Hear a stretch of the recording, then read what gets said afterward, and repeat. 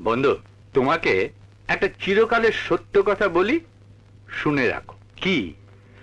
যদি কোনো বড় লোককে মারতে চাও তাহলে তার ধন সম্পদ ছিনিয়ে নাও, সে ধ্বংস হয়ে যাবে। আর যদি কোনো গরিবকে মারতে চাও তার মান ইজ্জত ছিনিয়ে নাও, সে নিঃশেষ হয়ে যাবে। আর তাই আমি রাজার সাথে অভিনয় করে তার হাতে মার খেয়ে রিটাকে দিয়ে তাকে অপমান করিয়েছি, আর সেই অপমানের জ্বালা বুকে নিয়ে রাজা চলে গেছে।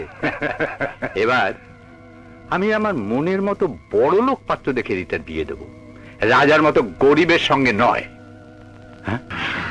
রাজা গরিব বলে ওকে তুমি ষড়যন্ত্র করে তাড়িয়েছ। তার অপরাধ ছিল সে গরিব, আর আমি বড় লোক।